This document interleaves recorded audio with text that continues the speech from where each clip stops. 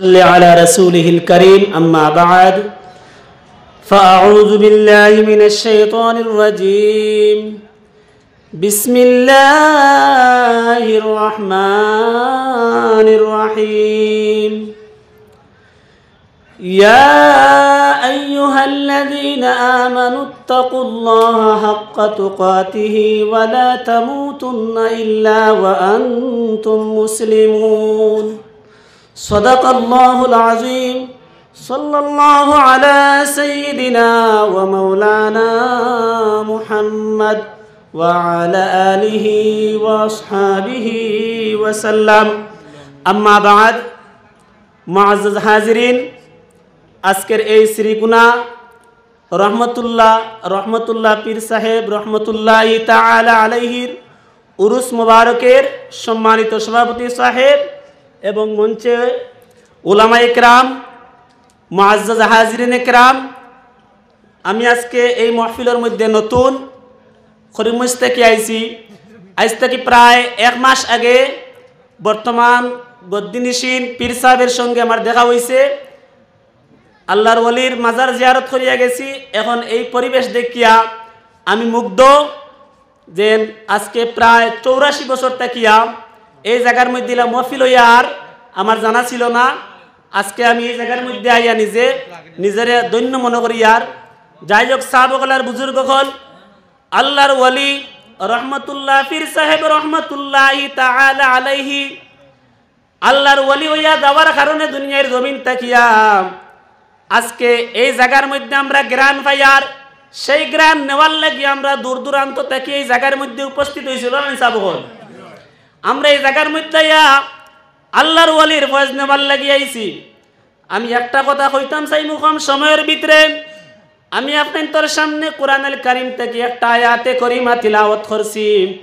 আল্লাহ রাব্বুল আলামিন জানান, ইয়া আইয়ুহাল্লাযীনা আমানু তাকুল্লাহা হাক্কা তুকাতিহি ওয়া লা তামুতুন্না ইল্লা ওয়া আনতুম মুসলিমুন। আল্লাহ রাব্বুল আলামিন জানায়, ইয়া আইয়ুহাল্লাযীনা আমানু, ও ঈমানদার হল, হাক্কা তুকাতিহি, তোমরা আমি আল্লাহরে ডরানিল্লা খান ডরাও। সাহাবাগণের বুজুর্গ হল যারা এই দুনিয়ার জমিনের মধ্যে আল্লাহ রাব্বুল আলামিন রে ডরানিন মতো ডরাইছে, ফির সাবুয়ার উদ্দেশ্য মনে করিয়া নাই, শুধুমাত্র আল্লাহ রাব্বুল আলামিন রে ডরানিল্লা খান ডরাইছে, তারাও এই দুনিয়ার জমিনের মধ্যে কামিয়াব হইছে। অটোমেটিকলি এরা মারা যাওয়ার পরে এরারে আল্লাহর ওলি বলিয়া আমরা পরিচিতি লাভ করতাম পারি। দুনিয়ার জমিনে থাকা অবস্থায় আমরা ওলি বলিয়া আমরা স্বীকৃতি দিয়া থাকি।